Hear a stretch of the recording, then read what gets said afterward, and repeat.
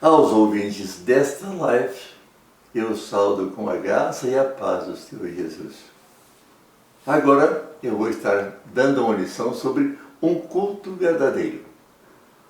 E esta lição está baseada no profeta Isaías. No capítulo 6, eu vou ler dos versos 1 a 8, que diz o seguinte: No ano da morte do rei Uzias, eu vi o Senhor assentado sobre um alto e sublime trono, e as abas das suas vestes enchiam o templo. Serafins estavam por cima dele. Cada um tinha 6 asas. Com 2 cobriam o rosto, com 2 cobriam os pés, e com 2 voavam. E clamavam uns para os outros, dizendo: Santo, Santo, Santo é o Senhor dos Exércitos. Toda a terra está cheia da sua glória. As bases do limiar se moveram à voz do que clamava, e a casa se encheu de fumaça. Então disse eu: Ai de mim, estou perdido, porque sou homem de lábios impuros, e habito no meio de um povo de impuros lábios. E os meus olhos viram o Rei, o Senhor dos Exércitos. Então um dos serafins voou para mim, trazendo na mão uma brasa viva retirada do altar com uma tenaz. Com a brasa tocou a minha boca e disse: Eis que ela tocou os teus lábios. A tua iniquidade foi tirada e perdoado o teu pecado. Depois disso ouvi a voz do Senhor que dizia: A quem enviarei? Quem há de ir por nós? Disse eu: Eis-me aqui, envia-me a mim. Vamos agora ouvir a lição: um culto verdadeiro. É muito comum dizer-se: vou fazer o culto. Então eu pergunto ao meu querido ouvinte: o que é um culto? Nós somos dados sempre a templos. Temos templos espíritas, templo católico, templo protestante. Vamos ao templo. Vamos fazer um culto. O que é culto? Nós podíamos dizer o seguinte: culto é um encontro perfeito com Deus. Quando nós lemos a história de Isaías, ele estava vivendo um momento difícil. Israel era um país teocrático, onde Deus governa por meio de um rei. E naqueles dias de Isaías, o rei Uzias morrera. E Isaías foi ao templo para ter um encontro com Deus, para poder encontrar a solução certa para o substituto do rei. Então eu pergunto aos meus ouvintes: quem se assenta no trono? É um rei. O trono de Israel estava vazio, porque o rei Uzias morrera. Mas quando Isaías chegou no templo, a primeira coisa que ele viu foi o Senhor assentado num alto e sublime trono. Este verso me dá uma lição maravilhosa, que quando nós temos um culto verdadeiro, Deus preenche os lugares vazios da vida. Hoje em dia nós temos tantas pessoas sendo levadas por esse terrível coronavírus. E parece que há um vazio na nossa vida, na nossa família, na nossa igreja. Mas na hora do culto, Deus preenche os lugares vazios da vida. E a visão que Isaías teve foi maravilhosa. Dos querubins voando e gritando: Santo, Santo, Santo. A visão foi terrível. E Isaías caiu trêmulo no chão e gritou: Ai de mim, estou perdido, porque sou homem de lábios impuros e habito no meio de um povo de impuros lábios. Mas houve uma coisa maravilhosa. Um dos serafins foi até o altar, tirou uma brasa viva e tocou-lhe os lábios e disse: Esta tocou os teus lábios. A tua iniquidade foi tirada e perdoada o teu pecado. Coisa maravilhosa. Pecados perdoados. E depois Deus bradou: A quem enviarei? Quem há de ir por nós? Ele respondeu humildemente, talvez trêmulo ainda por causa da experiência dolorosa, e disse: Eis-me aqui, envia-me a mim. Então, meus caros ouvintes, um culto verdadeiro é um encontro perfeito com Deus. Quando a gente vai a um templo, para um culto, ou qualquer outro lugar, se nós não percebermos e crermos a presença de Deus, o nosso culto talvez nem tenha acontecido. Nós vamos estar lá dentro do templo, por exemplo, olhando o tipo de cabelo de uma pessoa, o tipo da roupa de outra pessoa, isto ou aquilo de um lado ou de outro. Quando nós estamos do templo para o culto, nós vamos perceber que Deus está ali e Ele toma a nossa posição.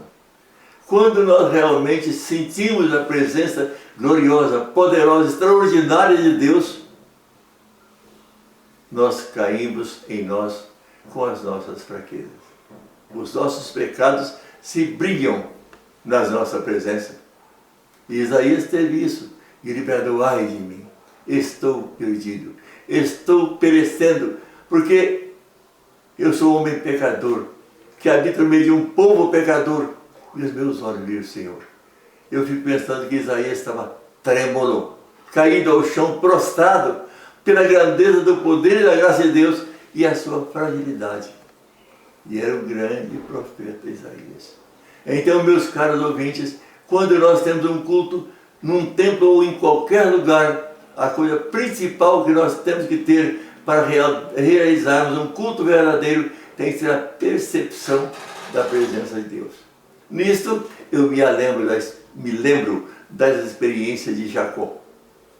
Fugindo do seu irmão, de quem ele tomara a bênção e a primogenitura, foi dormir debaixo de uma árvore, sem dúvida numa mata, com medo, cansado, faminto. E Deus lhe apareceu. E disse: quão terrível este lugar! É a casa de Deus e a porta dos céus. Então, meus prezados irmãos, Jacó disse isso tremendo. Com medo, percebeu a presença de Deus. Quando você for a um culto, quer seja numa casa, quer seja na rua, quer seja num templo, que você possa perceber a presença de Deus. Ele se faz presente na sua mente e no seu coração. Quando eu realmente sinto a presença de Deus, eu sinto a minha presença de pecador e sou capaz de confessar os nossos pecados. E a Bíblia fala assim: se confessarmos os nossos pecados, Ele é fiel e justo para nos perdoar os pecados e nos purificar de toda a injustiça. Ele teve uma experiência gostosa. Um dos serafins que estavam voando lá e gritando: santo, santo, santo, é o Senhor dos Exércitos, desceu até o altar, tomou a brasa e tocou-lhe nos lábios e disse: eis que ela tocou os seus lábios. A tua iniquidade foi tirada e perdoado o teu pecado. É maravilhoso quando a gente recebe a bênção do perdão.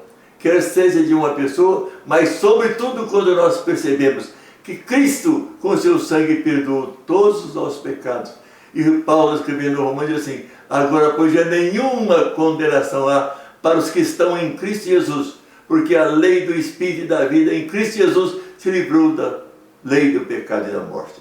E quando ele escreve, Paulo, escreve aos Coríntios, 2 Coríntios 5,17, diz assim: e se alguém está em Cristo, é nova criatura, as coisas velhas se passaram e tudo se fez novo.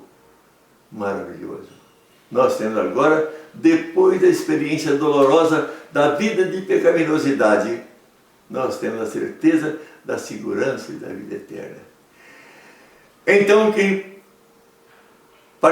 participa de um culto verdadeiro, a primeira coisa que ele tem que ter é a percepção de um Deus eterno presente. A percepção da sua pessoa pecadora, e ele tem que confessar os seus pecados. E a presença maravilhosa de Deus, que em Cristo Jesus nos perdoa. Aí nós passamos a ser novas criaturas. Tudo se fez novo. E finalmente, quando você, ou quando eu, ou quando nós estamos em um culto verdadeiro, se nós tivermos esta sensação da presença e da graça de Deus, nós recebemos uma ordem. Depois disso, o Senhor disse: quem enviarei? Quem há de ir por nós? Isaías respondeu: eis-me aqui, envia-me a mim. Quando nós saímos de um culto verdadeiro, em qualquer lugar que seja, a primeira coisa que temos desejo de fazer é proclamar a grandeza da experiência de uma nova vida em Cristo Jesus. Estarmos à disposição de Deus. E o apóstolo Paulo foi uma das pessoas que mais realizou essa realidade. E ele diz assim: ai de mim se não pregar o Evangelho, porque sobre mim pesa esta obrigação. Ai de mim se não pregar. Então, meus prezados ouvintes, vamos sempre, no caso de um culto, perceber a grandeza de Deus e receber o seu impulso para anunciar a grandeza da graça de Deus para aqueles que estão vivendo escravizados pelo pecado e viver para a glória de Deus. Que a sua vida religiosa, cristã, possa sempre ser um culto verdadeiro, para que dia após dia você tenha a experiência da graça, do amor e do perdão de Deus e a responsabilidade de sair e proclamar essas verdades àqueles que ainda não receberam. Que Deus o abençoe. Agradeço àqueles que pararam para ouvir esta mensagem. Esta mensagem eu já fiz muitas vezes em várias igrejas. Estou repetindo aqui. Talvez você até tenha ouvido, mas nunca é demais ouvir mais uma vez. Que Deus te abençoe. Vamos orar. Deus e Pai, conceda-nos a bênção de sempre prestar um culto verdadeiro e sentir em nossa vida a Tua presença, e que a nossa vida seja para Te honrar, Te glorificar e Te servir. Abençoa, Senhor, o povo a quem Tu escolheste, para que ele possa ser luz do mundo e sal da terra. Conceda-nos esta bênção em Cristo Jesus. Amém.